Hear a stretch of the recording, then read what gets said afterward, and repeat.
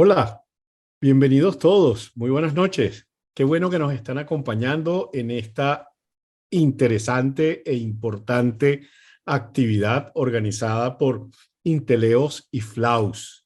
Así que nuevamente, bienvenidos todos. Hay participantes de toda América Latina acompañándonos esta noche. Muchas gracias definitivamente a Inteleos en la persona de Grace Kim y de Annie Pag, que nos acompañan esta noche y controlan nuestra transmisión desde la zona aledaña a Washington, D.C., desde Maryland.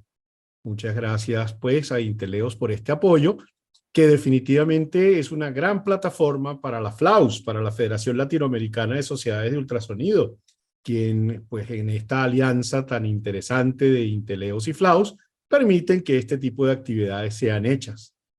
Eh, Déjenme solamente comentar un poquito de qué es Inteleos, qué es esta organización APCA. Inteleos es una organización que ya tiene cerca de 50 años trabajando. Ha sido al principio la organización que certifica a los médicos y a los técnicos ecografistas de los Estados Unidos, demostrando y certificando como su nombre lo indica, de que están aptos, de que están capacitados, que tienen la destreza para hacer ultrasonido. Esto fue creciendo y creciendo y creciendo. Y hoy día Inteleos es una organización global, una organización internacional que ofrece este tipo de certificaciones en Europa, en África, en Asia, en todas partes del mundo. Y también hay certificaciones disponibles para América Latina. APCA es la división médica, ahí es donde se van a certificar los médicos independientemente del continente. Luego ARDMS es la de los técnicos y en fin, existen otras divisiones también. Y hay más de 120,000 personas certificadas alrededor del mundo a través de Inteleos, repito, de que dando fe de que están adecuadamente capacitados para hacer diagnósticos ecográficos. Así que es una organización muy importante, atención, sin fines de lucro, para ofrecer estas certificaciones. Visiten la página www.apca.org. Pueden visitar también www.pocusacademy.org, donde van a encontrar mucha información aquellos que quieran certificarse. Y bueno, esta noche tenemos un gran invitado, invitado de lujo, que es el doctor Darío Valencia Salazar, gran amigo de muchos años, médico connotadísimo, muy reconocido en Colombia, su país natal, y en el resto de América Latina también. El doctor Darío Valencia es especialista en ginecología y obstetricia, con especialidad en medicina materno-fetal.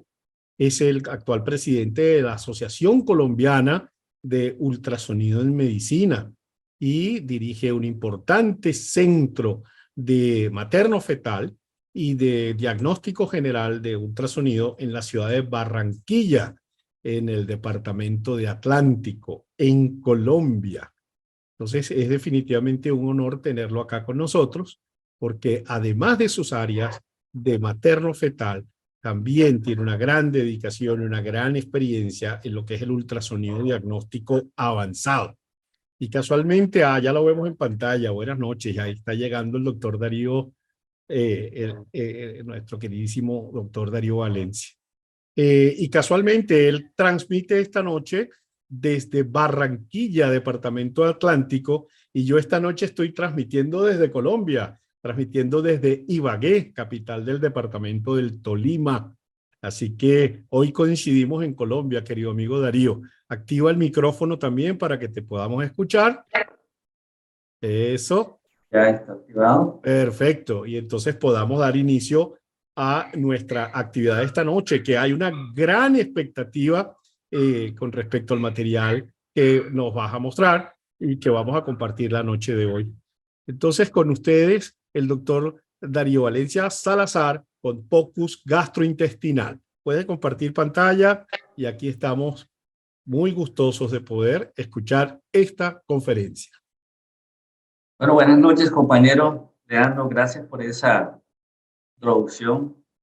agradeciendo también a la doctora Eda Chávez, presidente de FLAUS, y a Grace y Amy, que son las personas que mantienen esta parte eh, de las charlas. Bueno, hoy vamos a hablar de un tema interesante y de todos los días, tema que día a día lo utilizamos en los centros de urgencia, en las UCIs y en los sitios en que necesitamos tener una impresión inmediata de cómo está el paciente. Y es el POCUS. ¿El POCUS qué es? Como todo lo hemos dicho y en todas las charlas se ha hablado, es utilizar el ultrasonido al pie del paciente, en la cama del paciente. Ya no tenemos que buscar al paciente para llevarlo a los sitios de ecografía, sino que nosotros vamos a los sitios para hacerle el diagnóstico que necesita. Y esto mejora la rapidez y la calidad del diagnóstico. Pacientes que están en la sala de urgencias o que están en las unidades de cuidados intensivos, tanto adultos, neonatal como pediátrico, necesitan un diagnóstico rápido para que el médico pueda decidir la conducta a seguir. En el POCUS no hacemos la ecografía completa del paciente. Solamente preguntamos o contestamos preguntas puntuales que pueden surgir para la evaluación clínica. Es decir, sí o no. Esto no reemplaza el abordaje tradicional del paciente, porque el paciente siempre, la clínica prima. Entonces necesitamos la inspección, palpación, percusión y ocultación no va a ser reemplazado por el POCUS. Es un complemento para llegar a un diagnóstico seguro y así el médico pueda tomar una conducta adecuada para tratar a este paciente. Entonces es una extensión fisiológica in situ, es en el sitio de donde está el paciente, del examen clínico que hace el clínico y damos una respuesta de lo que él quiere. O tiene o no tiene algo el paciente que está buscando en un servicio de urgencias o en un servicio de unidad de cuidados intensivos. Mire que aquí pongo que es una herramienta adicional con el objeto de contestar preguntas puntuales en la formación rápida y precisa. Nosotros ahí no estamos haciendo un estudio ecográfico a fondo. Estamos colaborando al paciente para que él pueda, al paciente no, al médico, para que él pueda tener una conducta adecuada en este paciente. Es una herramienta de diagnóstico de la cabecera, es decir, lo tiene el paciente ahí mismo, no es invasiva, es rápida, la puede repetir uno las veces que quiera, siempre es precisa, en buenas manos y está libre de radiación. No tenemos que llevar al paciente a hacerle un TAC o hacerle una radiografía de abdomen, de pie, acostado, como uno quiera, porque aquí nosotros llegamos donde el paciente que está en supino normalmente y al revisar los campos que nosotros vamos a hablar ahorita, o que se va a hablar ahorita, definimos qué es lo que él tiene. Con esto también no solamente hacemos el diagnóstico de lo que tiene, sino que podemos hacer intervencionismo guiado por ecografía. Entonces eso ayuda también a resolver ciertos inconvenientes. Y por eso sirve para tomar decisiones críticas. Es decir, el POCUS lo estamos haciendo en sitios donde debemos definir la conducta del paciente y contestándole las preguntas al médico que está atendiendo al paciente. Es completamente diferente a los estudios de rutina. Nosotros no vamos a hacer un estudio extensivo del abdomen, por ejemplo, sino que es una extensión fisiológica in situ del examen clínico que es único y seguro. Único porque es en el momento en que lo vamos a hacer, porque más tarde pueden cambiar las condiciones del paciente. Y es segura porque no vamos a hacer ningún daño al paciente. Por el contrario, vamos a ayudar a diagnosticar y ayudar al médico a la conducta segura. ¿Cuáles son los beneficios del POCUS? Es un acceso conveniente y portabilidad, es decir, nosotros mismos podemos llevar el equipo. Son equipos que son portátiles, que son móviles y no son tan sofisticados como una tomografía o como un equipo de rayos X. Es económico porque el costo del equipo de ultrasonido es mucho menor a otros equipos que dan radiación. El tiempo de espera esto es rápido. Es decir, tengo el paciente que llegó con un trauma en cualquier parte, abdominal, torácico, y inmediatamente con el equipo que tengo en las unidades de urgencia o unidades de cuidados intensivos, puedo llegar al diagnóstico rápido. Lo importante es que estos pacientes no tienen ningún tipo de radiación.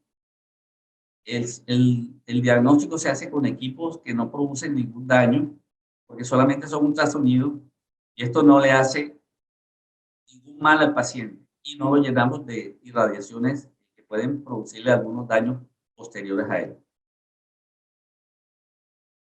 Como todo procedimiento, así como tiene sus beneficios, también tiene sus limitaciones. Una de las limitaciones, y es que lo que estamos haciendo aquí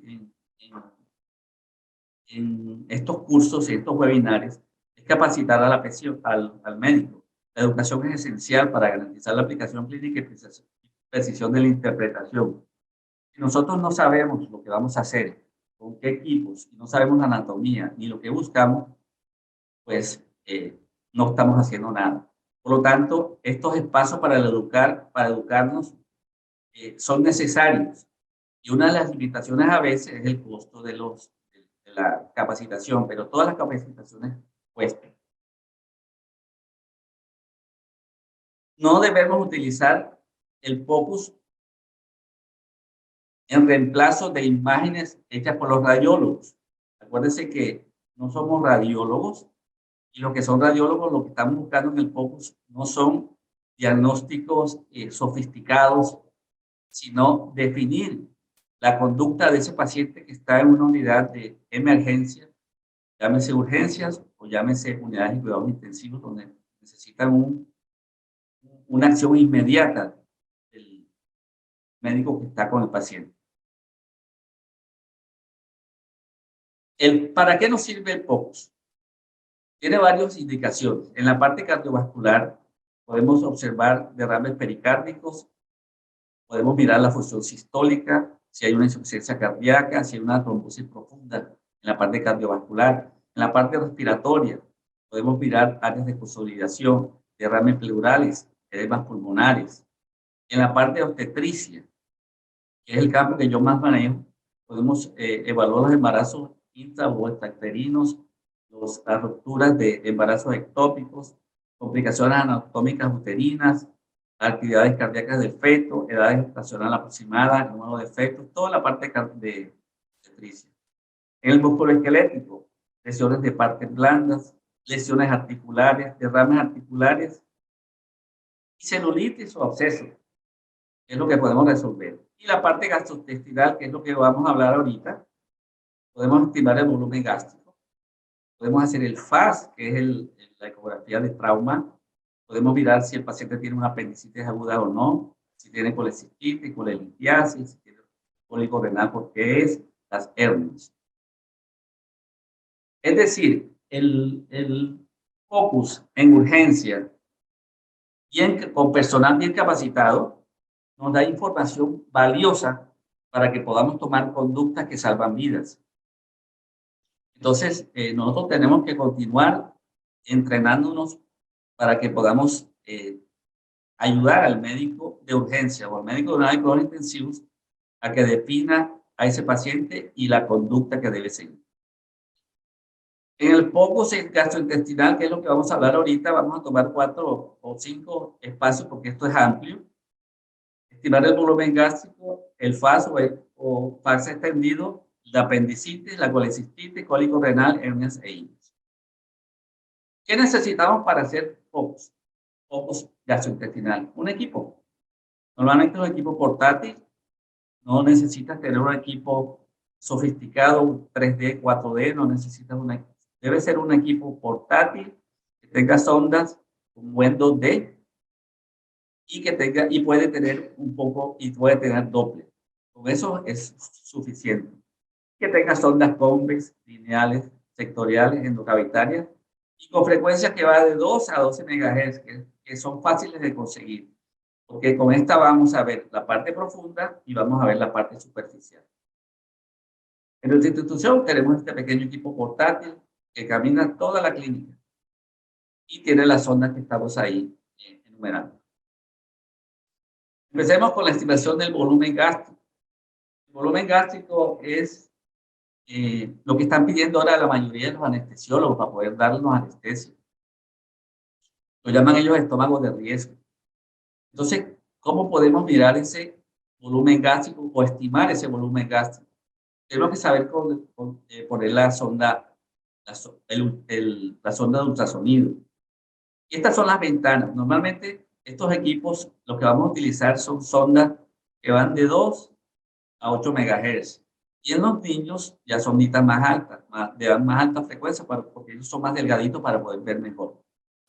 Tenemos 3 ventanas para medir el volumen gástrico. La ventana epigástrica, la ventana subcostal y la ventana transesplénica.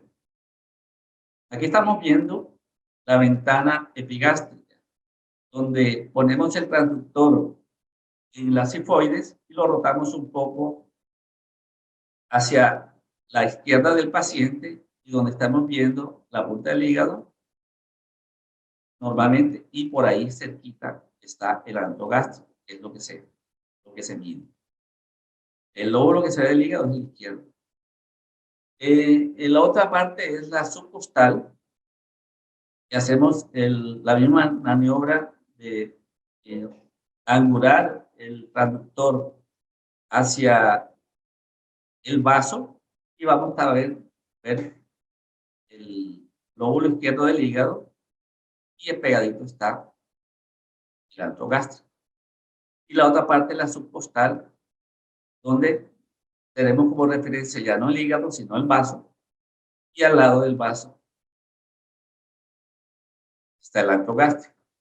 Nosotros hacemos una medida longitudinal del gástrico y después hacemos lo ponemos en una fórmula propuesta por Perlas. Perlas fue el que estudió bastante la cuestión de los volúmenes de gástrico. Entonces, esta formulita que tienen algunos equipos nos da el volumen que hay en ese gástrico para determinar ese estómago de riesgo que quieren los anestesiólogos. Y acuérdense que los anestesiólogos, si no tienen tanto tiempo de ayuno, ellos no dan anestesia. Y entonces, con eso le demostramos al anestesiólogo que tiene que operar a la paciente porque, ¿no?, el tiempo se ha disminuido. Entonces, de acuerdo a este volumen que se propuso Perlas, hizo una escala que, de acuerdo a la edad y al diámetro del gástrico, él dice la cantidad de líquido que debe haber ahí. Esta tablita la debe tener todo médico que haga pocos. El otro tema es el FAS o IFAS. El FAS o IFAS es cuando estamos hablando de trauma. Entonces, a uno lo llaman al servicio de urgencia cuando llega un paciente politraumatizado para que le pregunte, el médico le pregunta a uno si tiene líquido de cavidad abdominal, sí o no. Y si tiene líquido, cuando es extendido, si tiene líquido en tórax, sí o no. Esas son las únicas preguntas y es lo que vamos a hacer en las urgencias. No vamos a hacer una ecografía detallada. Nosotros necesitamos que darle información a ese médico para que él defina, o al cirujano para que él defina qué va a hacer con el paciente. ¿Okay? Entonces, el IFAS es modificado a tórax y el FAS es todo lo que es trauma abdominal. Entonces, aquí están las 3 preguntas que se va a hacer cuando a uno lo llaman para hacer un FAS o un POCUS en urgencias. ¿Hay líquido intraperitoneal? ¿Sí o no? ¿Hay líquido en espacio pericárdico libre? ¿Sí o no? ¿Y hay líquido en los espacios pleurales? ¿Sí o no? Con estas tres respuestas que tenga el cirujano o el médico urgenciólogo, él define qué va a hacer con el paciente en ese momento. Si lo va a operar, si lo va a hospitalizar, si lo va a remitir. Ok. Entonces tenemos las ventanas para poder ver en el FAS lo que el médico necesita saber. En la ventana pericárdica es un sifoidea, nosotros vamos a ver si hay derrame pericárdico o no. En la ventana peripática valoramos el espacio de Morrison o el recepto hepatorenal. Vemos ahí si hay líquido en el espacio de Morrison. Cuando uno ve el líquido en el espacio de Morrison, ve el líquido en el espacio en la ventana perisplénica, ya uno está pensando que tiene más de 1500 centímetros de líquido intraabdominal, porque ya se ha subido toda la cantidad de sangre o líquido que tenga, porque no puede, a veces puede ser solo orina, no es sangre. Y la otra ventana es la, bueno, entonces en la perihepática vemos el receso o el espacio de Morrison, en la perisplénica vemos el espacio hepatorenal. En la ventana periférica valoramos el espacio de Douglas o espacio recto vesical. Y en la ventana pulmonar vamos a mirar si hay derrame pleural, si hay consolidaciones, si hay eh, eh, aire en los pulmones.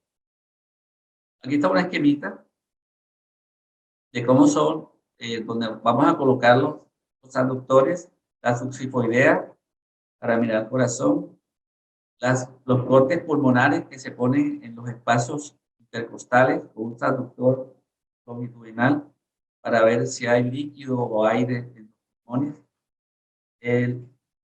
La lateral hepática para ver el Morrison, la esplenorrenal para ver también líquido de esa zona y la que ponemos abajo para ver si hay algo en el saco de luz. Estas son las posiciones que debe utilizar el transductor. Mire que en el FAS estamos haciendo, y el FAS estamos haciendo solamente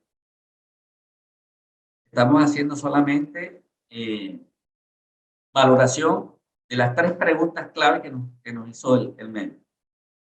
Porque el POCUS es para urgencias.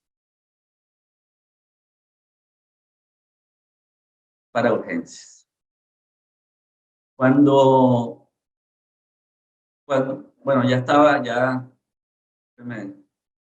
cuando hacemos colocamos los traductores en los sitios que yo anteriormente dije, miramos el espacio pericardio, el hepatorenal, el perirenal, tórax y pelvis.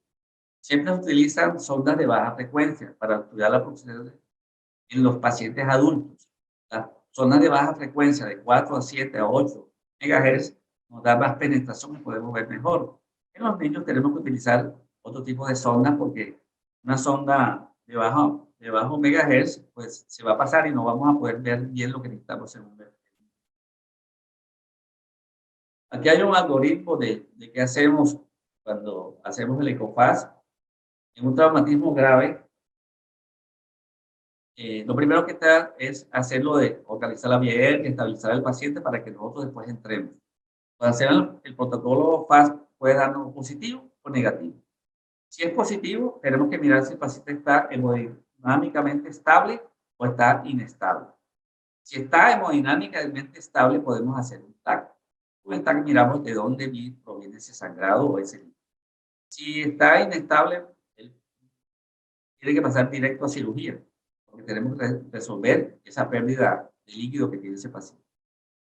Si es negativo y el paciente está hemodinámicamente estable, lo dejamos en observación, le podemos hacer una tomografía y le hacemos FAS seriado para ver si ha cambiado, si empezó a sangrar o qué pasa con el paciente.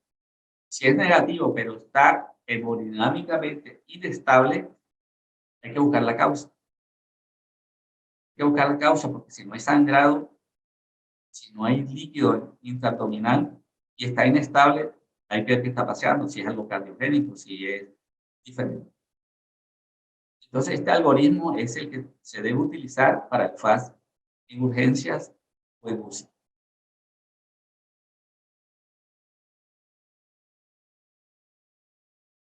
Aquí les voy a mostrar algunas imágenes pacientes que hacemos FAST, estamos viendo líquido en la vejiga, esta es en la parte, en el hipogasto.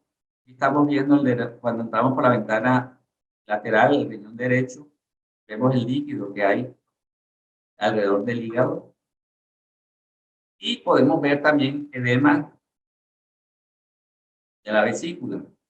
Y eso se ve mucho, y líquido, eso se ve mucho aquí en los pacientes, los sitios donde hay dengue, donde el paciente hace una serositis. En la serositis hay una gran cantidad de líquido intraabdominal y uno observa edema de la vesícula. Este es un paciente con dengue.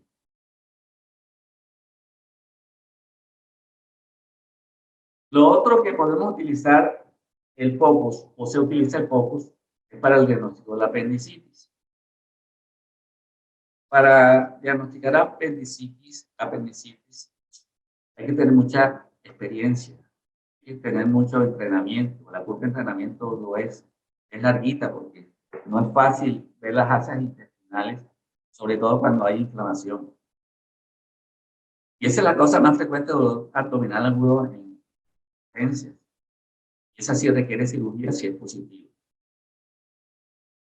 El uso de ultrasonido, miren, desde el 86 por el doctor Puilar, fue el que describió por primera vez el uso de ultrasonido para apendicitis. Miren que muchos cirujanos no creen que el ultrasonido es una herramienta útil para ellos. Se basa en la clínica.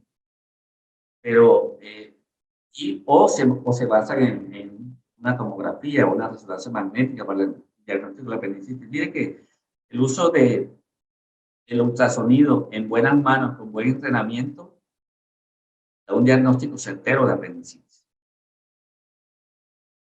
El apéndice mide entre 3 y 20 centímetros y su diámetro es menor de 6 milímetros, el diámetro transverso. Este es el punto de corte importante. Menores de 3 milímetros, de 6 milímetros son normales, pero mayores de 6 milímetros no son normales. Como les digo, tiene una sensibilidad y especificidad limitada. Eso depende del operador. ¿Okay? Si no hay mucho entrenamiento, que va a ser el POCUS para un diagnóstico de apendicitis, no la va a ver nunca jamás de los jamás. Eso no es fácil. ¿Cuál es la ventaja de hacer el POCUS para apendicitis? No hay exposición a la radiación, el tiempo del examen es corto, es disponible si tenemos los equipos. Hoy por normatividad, todos los sitios de urgencia deben tener ultrasonido ahí. No necesita que el paciente se prepare, no es invasivo. Y las desventajas, como dije, altamente dependiente del operador. Si no hay experiencia, nunca va a haber la apéndice. Y la evaluación es limitada en caso de gas intestinal, superpuesto, adiposidad y embarazo. El embarazo porque sube el cono. En la adiposidad sabemos si un transductor no es el adecuado. Una persona con bastante adiposidad no vamos a ver nada. Y el gas es que es el enemigo del ultrasonido y amigo de otras circunstancias. ¿Cómo hacemos? Colocamos el traductor en la fosa ilíaca derecha y hacemos un poco de presión, la ponemos y la quitamos para desplazar las asas delgadas que están a su alrededor. Normalmente utilizamos traductores de 2 a 9 MHz en adultos y de 4 a 12 en niños, son más delgados. ¿Cuáles son los signos ecográficos para apendicitis? Visualizamos una estructura celular con las capas que tiene muscular, mucosa, todo eso se ve clarito. Y tiene un extremo ciego y que no se comprime. El intestino delgado, cuando uno hace compresión abdominal, él se encoge, él se comprime, se desaparece. En cambio, el apéndice ya no se comprime. Casi siempre está en una posición fija, en el sitio donde más sensibilidad tiene el paciente. Como les dije, el diámetro AP debe ser mayor de 6 milímetros. Menores de 6 milímetros hay que pensarlo. En algunos pacientes podemos ver hipervascularización de la pared. Eso depende de la sensibilidad del equipo. No todos los pacientes vemos apendicolitos, pero se puede ver como una imagen hiperecogénica que produce sombra acústica posterior. Se puede ver líquido en la luz del apéndice o alrededor de esta. Entonces, con estos signos ecográficos que no son fáciles de encontrar, si no se ha hecho el adecuado entrenamiento, como estos cursos que estamos haciendo acá, no podemos verla. Aquí vemos algunas imágenes de apéndice, con plastrones, con abscesos. Esto es fácil, pero normalmente no es fácil ver el apéndice.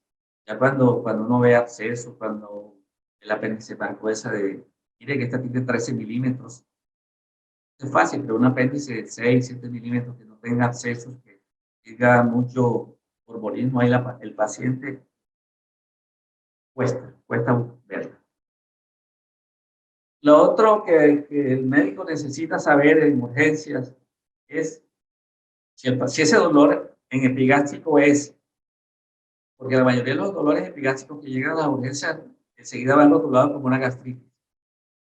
Ver si tiene un cálculo en la vesícula, si es un cólico renal o si son hernias que están molestando. En la colecistitis siempre vamos a ver engrosamiento de la pared. La pared debe medir menos de 3 milímetros.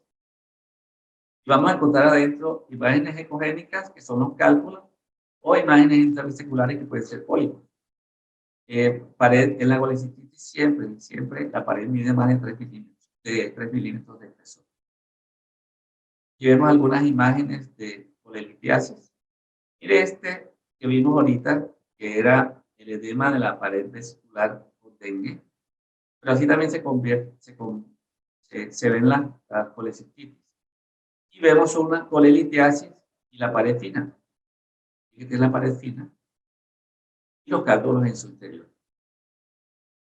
Lo otro que podemos ver en el foco gastrointestinal, los pacientes que tienen cólico renal, que llegan pálidos, vomitando, les quieren diagnosticar a veces una apendicitis cuando es del lado derecho, cuando es del lado izquierdo no saben ni qué es. Nosotros podemos ayudar al médico a resolver y decirle si es un cálculo colon-renal. Podemos ver nefrosis, litiasis renales, litiasis ureterales, y verificamos los llenos ureterales que llegan a la vejiga para saber que no hay ningún cálculo que esté produciendo. Aquí vemos algunas imágenes de cálculo. Este es un cálculo, este es el ureter, el cálculo que está llegando a la vejiga. Hidronefrosis que puede producir estos cálculos.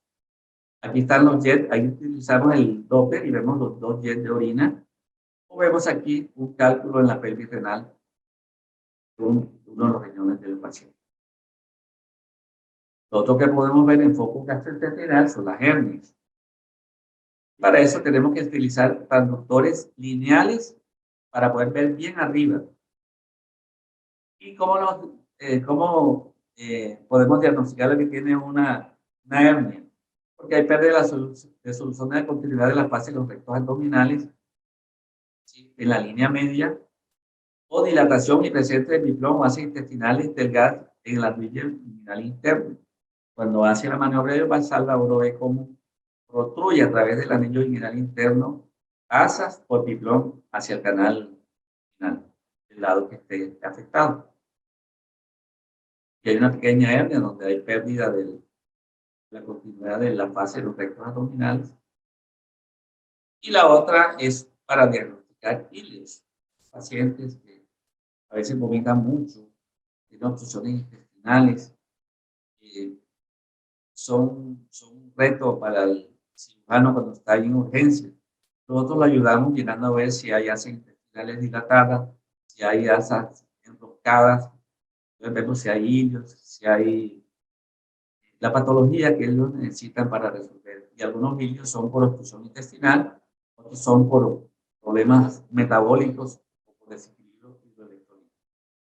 Entonces, esto es un resumen de lo que nosotros podemos hacer en urgencia para el POCUS gastrointestinal. Pero lo que verdaderamente nosotros necesitamos saber es ayudar al médico a contestar las preguntas si hay o no hay lo que a ellos les interesa, básicamente. Y no es hacer un estudio ecográfico completo. Ya el estudio ecográfico completo lo hace uno en la sala de ultrasonido con todas las garantías y todos los equipos y los tractores que se necesitan para poder dar un diagnóstico certero. Yo aspiro que, eh, que haya sido un poquito claro en lo que quiero expresar, porque lo que hago todos los días en el área de urgencias de la clínica, aparte del trabajo como obstetra perinatal, apoyo las unidades de cuidados intensivos y apoyo las unidades de urgencia para colaborar en el diagnóstico y conducta que va a hacer el médico urgenciólogo o el médico intensivista. Entonces, doctores, ¿presto alguna pregunta? No sé si escucharon bien la charla, si se oyó bien, si hubo alguna interferencia. No, perfecto. Muchísimas gracias al doctor Darío Valencia Salazar por su interesantísima conferencia. Y estuvo todo perfecto, la imagen, el sonido, todo en tiempo real. Todo en tiempo real sin ningún problema. Muchas gracias, Darío, por esta conferencia, que ahora podremos hacer algunos comentarios adicionales, responder preguntas y respuestas. Ahora, desde Veryland nos van a colocar un survey que vamos a llenar. Lo van a llenar ustedes en su computador, lo pueden llenar ustedes en su teléfono celular, de donde se estén ustedes conectando. So Grace and Grace, can you send the survey for the audience? Thank you. Ok, entonces aquí tenemos, ya apareció, es solamente marcar, muy sencillo de responder. Podrá aplicar lo que aprendió en esta sesión, en esta actividad, a su trabajo específico en su carrera en general o en su desarrollo profesional. ¿Sí o no? Pueden responder por allí. ¿Qué probabilidad hay de que asista a otro seminario web educativo similar sobre POCUS? Evalúe con una escala de 0, muy improbable que vuelva a venir a asistir a uno de estos webinars, o 5, muy probable que estará asistiendo a un próximo webinar. Y por último, ¿qué probabilidad hay de que trate de obtener una credencial para certificar su experiencia en POCUS? Evalúe la escala de 0, muy improbable, o 5, muy probable. Luego de esto, ya lo llenan ustedes en sus pantallas,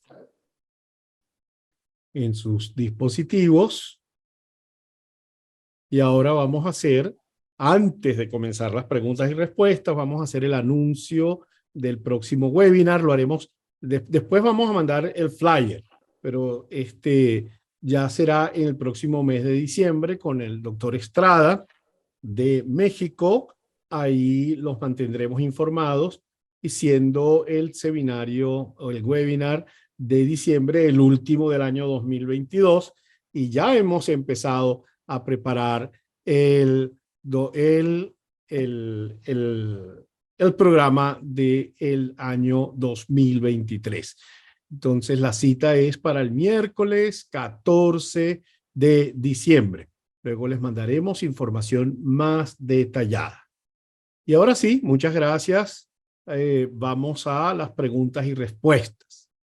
Y sí, aquí nos están colocando para que les recordemos que para obtener una certificación POCUS, es necesario primero aprobar el examen de física. El examen de física para POCUS es más simplificado en realidad. Así como POCUS es un esquema simplificado, la física que hay que presentar también es simplificada. La gran ventaja es que si ustedes se animan para hacer esto, este examen de física, fundamentos físicos, está totalmente en español. Entonces pueden ir fíjense ustedes, certificación apca.org, certificado POCUS Fundamentals.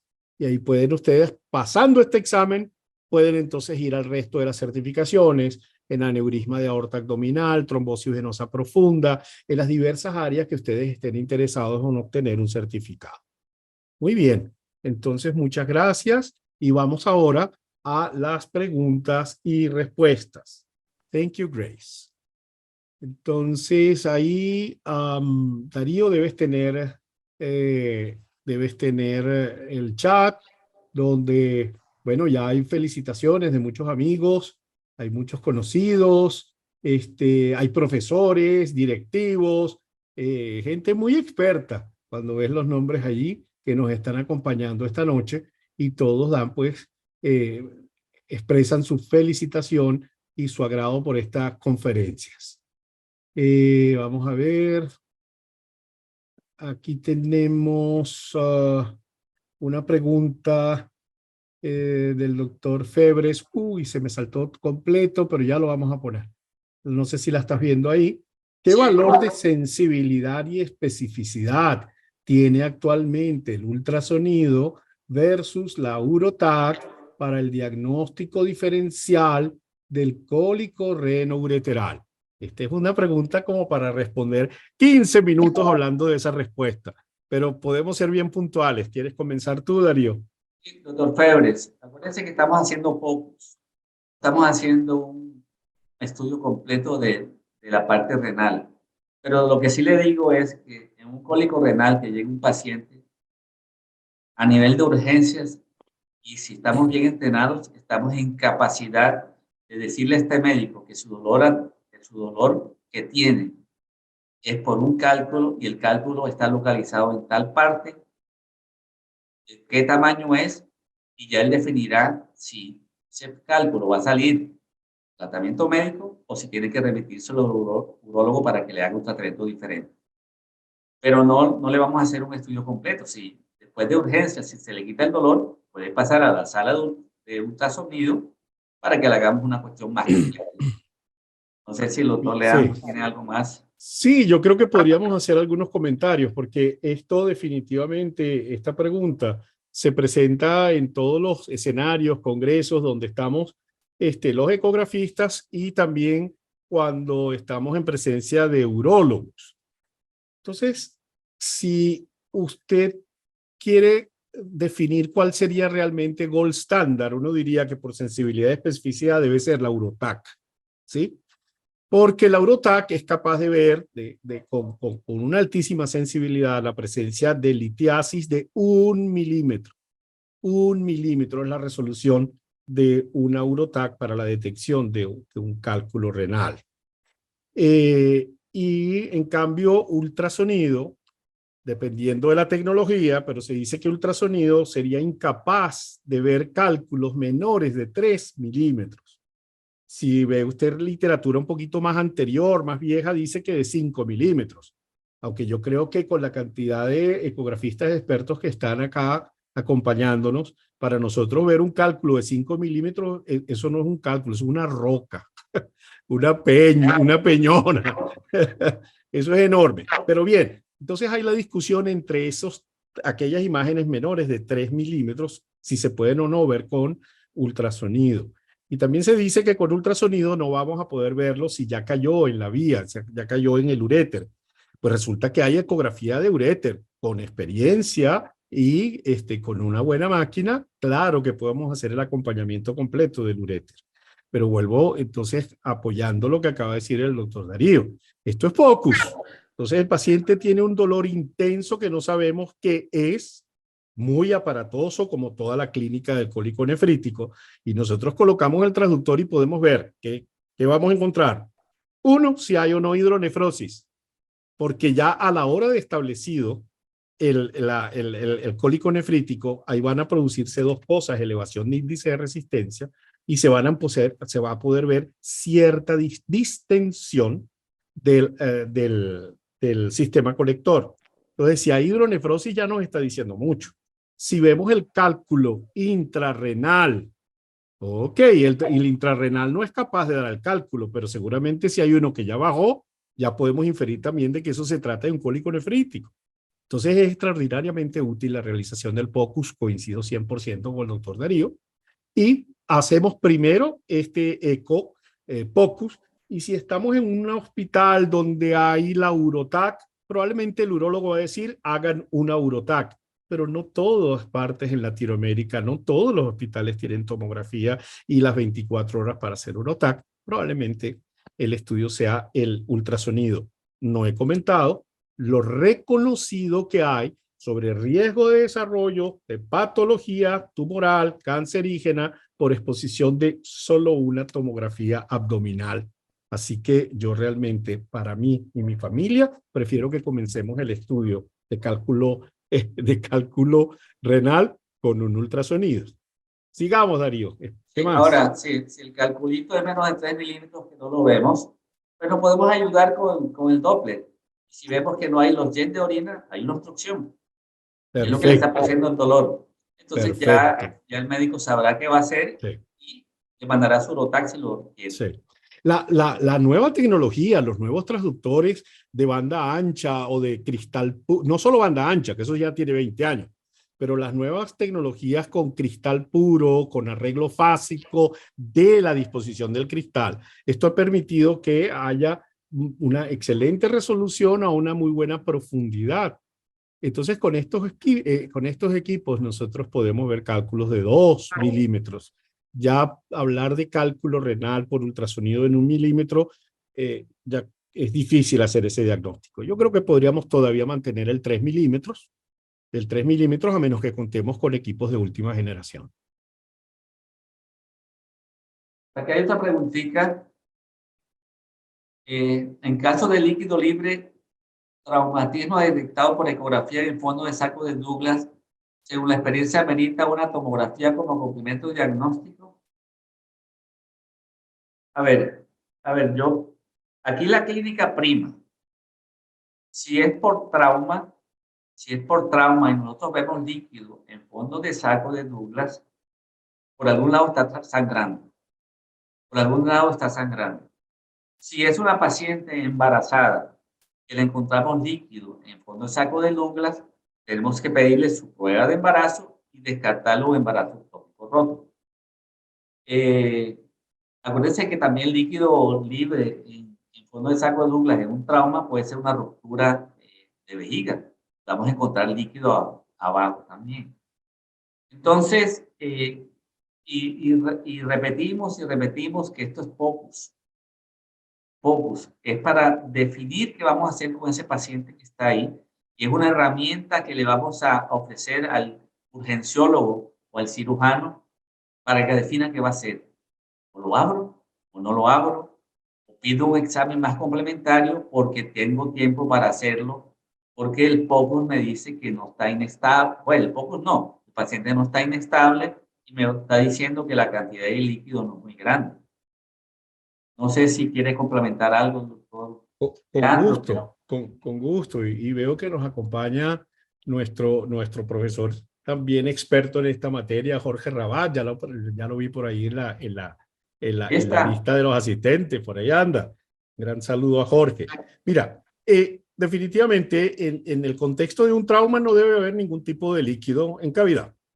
Entonces, bien sea que lo encontremos en el espacio de Morrison o en el espacio de Douglas o recto o el espacio vesicorrectal, dependiendo. Si hay líquido, definitivamente no es normal. El tema, otra vez, ¿a quién le hacemos tomografía y a quién no en la emergencia? Y si hay o no tomógrafo disponible en la emergencia. Entonces, si uno ve contentivo ese líquido en unos espacios muy puntuales, yo he visto y sé también escuchando las conferencias de Jorge que muchas veces preguntan o le preguntan a los ecografistas cuánto líquido hay. Para ver el líquido en pelvis es donde más fácil se ve. Ya 150 cc son capaces los podemos visualizar. Entonces viene, algo ok, tengo solamente con el ejemplo específico tengo solo en fondo de saco de Douglas. Bueno, entonces vamos a ver cómo está el estado hemodinámico de este paciente, cómo está el hematocrito, tensión, frecuencia cardíaca, etcétera. Y la gran ventaja de POCUS es que lo hacemos a pie de cama y no tiene ningún problema para el paciente que lo repitamos las veces que sea necesario. Si usted quiere evaluar a ese paciente hematológicamente y ecográficamente en 1 hora y sigue bien, probablemente ese paciente no necesite tomografía. Ahora, si usted se encuentra un montón de líquido interasas, ahí tampoco necesita tomografía, salga directo con ese paciente a pabellón. ¿Entiende? No le va a hacer tomografía si usted vio líquido interasas en el contexto de un trauma. Sí, no hay tiempo. Sí, no hay tiempo. ¿Qué hay otra preguntita, doctor? ¿Cómo ayuda el Doppler espectral el índice de resistencia para sospechar litiasis en la vía excretora? A ver, si nosotros tenemos una obstrucción distal y esa obstrucción hace que hacia la parte proximal haya una retención de líquidos y se dilate la pelvis renal y todo, pues vamos a encontrar un índice de resistencia aumentado. Pero para POCUS, para urgencia, no nos sirve para nada en estos momentos. Lo único que nos sirve es, caramba, hay una obstrucción distal, puede ser un cálculo, entonces, médico, mire a ver qué hace con él. Pero la información del índice de resistencia, doctor, en estos momentos no creo que tenga mucha utilidad. No hacemos Doppler y análisis espectral en POCUS. Acuérdense que este es un estudio binario. ¿Hay o no hay? ¿Hay o no una hidronefrosis? ¿Hay o no una ruptura? Y tal como dice Darío, a la hora de establecida ya ese cálculo que haya hecho una obstrucción, aunque sea parcial, el índice de resistencia del riñón comprometido comienza a subir y uno compara la resistencia renal derecha con la renal izquierda, pero ese es en el ultrasonido filigrana de detalle que estamos haciendo con todo el tiempo del mundo y con una mejor máquina en el departamento de ecografía, en la sala de imagenología. En POCUS, recuerden que ¿quién queremos nosotros y cuál es la tendencia mundial en este momento de quién debe hacer POCUS? POCUS debe hacerlo todo el mundo, debe hacerlo el paramédico, debe hacerlo la enfermera, debe hacerlo el estudiante de medicina, debe hacerlo el médico de urgencias y no necesariamente el POCUS va a ser solamente ámbito de la práctica del ecografista o del radiólogo. Entonces, probablemente si es el enfoque de abordaje inicial, probablemente no esté entrenado en Doppler, ni necesita entrenarse en Doppler para hacer una ecografía POCUS. Cualquiera de estos profesionales, como dicen los americanos, proveedores de salud o proveedores de atención médica. ¿Sí? Entonces, todo el mundo debe estar preparado y el POCUS generalmente lo hacemos en modo B. Si nuestro dispositivo tiene Doppler, hagamos Doppler, porque si estamos hablando de litiasis, que el tema ha sido interesante, si usted activa el Doppler color en aquella imagen hiperecogénica sospechosa, usted va a ver una cosa que se llama artefacto de brillo, twinkle artifact, que le va a confirmar con esa reverberancia normal de colores. Hay una cola de cometa de colores que nos dice que eso está calcificado. Y eso, si vamos a la física, corresponde a una gran impedancia acústica o un gran diferencial de impedancia acústica entre el tejido circundante y la zona o la imagen sospechosa de litiasis. Bueno, seguimos. Seguir, doctor. Seguimos. Será familiar de Pedro. Ya yo lo vi por ahí. Ese es hermano. Ese es hermano. Ya yo lo vi también. El traductor idóneo para el estudio de ecografía de abdomen es el Convex. En caso de no tener a la mano o disponible el mismo, se podrá complementar con el traductor lineal, lo cual sería una recomendación. A ver, eso es paciente dependiente. Nosotros sabemos que los transductores de bajo megahertz penetran más que los de alto megahertz. Si el paciente es obeso y utilizamos un transductor lineal, normalmente los transductores lineales son de alto megahertz. No vamos a ver nada, doctor. No vamos a ver nada, a menos que hagamos maravillas con presiones, que el paciente no sea obeso, que no haya mucha grasa. Pero esto es también transductor dependiente, doctor. Aparte de ser operador dependiente, también el transductor nos va a ayudar. Yo puedo ser un experto en ultrasonido, pero si el traductor no me ayuda y la máquina no me ayuda, no voy a ver nada. Nada es nada. Entonces, con el transductor lineal, doctor, podemos ver cosas más superficiales o niños. Pero un adulto nos da gastritis, doctor, porque no podemos, no podemos Lo dar la podemos cambiar. información que necesita el médico. Si no está el convex, utiliza el sectorial, el cardíaco, phased array cardíaco, que generalmente hoy día son 5.1, 4.2. Lo más frecuente encontrar es 5.1. Y con un transductor sectorial cardíaco puede hacer perfectamente toda la evaluación abdominal.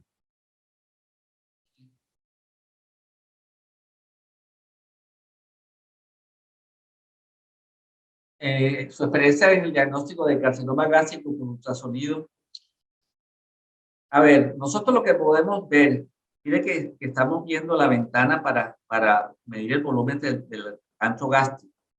Lo que podemos ver son paredes gruesas. Y acuérdense que es POCUS, no estamos haciendo el estudio del estómago de ese paciente. Pero sí podemos ver algo que nos interese, que está la pared muy gruesa, que el ancho es muy grande. Son cuestiones que nos pueden decir que posiblemente tiene algo eso. Y la otra ventaja es que estos pacientes con SEA gástrico casi todos son delgados, doctor, por su misma patología. Entonces podemos mirar con mucha mejor precisión algunos cambios en la pared gástrica. Pero para pocos no creo que nos sirva mucho. No creo, doctor. No sé qué opinión tiene Leandro cuanto a eso. Es que son dos cosas diferentes las que hay que buscar. De acuerdo contigo, esto es POCUS. Y es sumamente interesante esto del volumen gástrico y el estómago de riesgo para los anestesiólogos. Por cierto, una prueba más de los anestesiólogos para pedirnos, ¿no? Además de niveles de kriptonita en sangre o malandrocitos en orina, para saber si suspende o no suspende la cirugía. Pero definitivamente es una tendencia internacional en este momento la medición de ese volumen gástrico. Pero fíjate, ¿qué queremos nosotros en volumen gástrico? Que haya mínimo volumen gástrico. Entonces, el mínimo volumen gástrico, que es lo que vamos a ver en POCUS, es muy difícil que nosotros podamos hacer una exploración del estómago. Ahora bien, ecografía gástrica existe, pero aquí es al revés. Necesitamos que el estómago esté planificado. El estómago puede estar planificado simplemente con técnica de hidrosonografía, es decir, tome mucha agua, o inclusive hay contrastes ingeribles que se ingieren vía oral para poder hacer ecografía gástrica. Y ahí sí hay combinación de transductores convexos que lleguen a una frecuencia de 6:1, 6:2, o dependiendo del hábito corporal del paciente, utilizar el transductor lineal. Y hay grupos como el grupo de la Universidad de Bergen en Noruega, que ellos trabajan inclusive con ecografía tridimensional gástrica y evaluación de la motilidad gástrica. Entonces toman medidas que son procesadas, que son medidas pre y post, y hacen un estudio detallado del estómago, que nos permite orientarnos a qué es lo que hay allí. De ninguna manera va a ser gold standard, sino que yo diría que la mayoría de las veces son hallazgos, sorpresas, muy ingratas sorpresas, encontrarse a un paciente que uno esté evaluando por X o Z razón y encontrar una imagen de SEA gástrico. Pero eso es con respecto a la ecografía gástrica, que no es la que estamos haciendo ahora. Ahorita lo que queremos hacer y documentar es de que haya la menor cantidad de líquido posible dentro del estómago.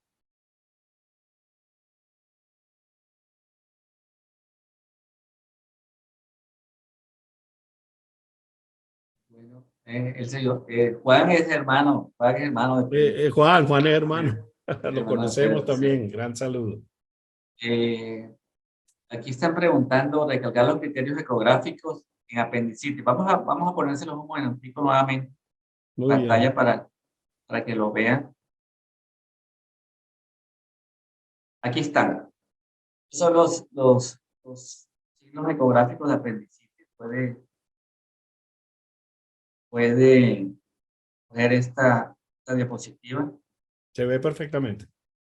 Voy a hacer- Mire, para diagnosticar apendicitis, bueno, el doctor Rabat sí es un experto, no se le pierde una, pero para llegar a ser como Rabat, ahí nos toca, no es fácil ver un apéndice, sobre todo que esos pacientes están distendidos, llenos de gases, y no es fácil. Uno termina diciendo que lo diagnostiquen por clínica, porque verdaderamente hay que tener mucha experiencia para eso, mucha. El paciente es delgado, en niños es mucho más fácil hacer esto, pero el paciente que la mayoría son obesos, cuesta trabajo hacer. Estos son, no sé si esta diapositiva le responde al doctor que está preguntando.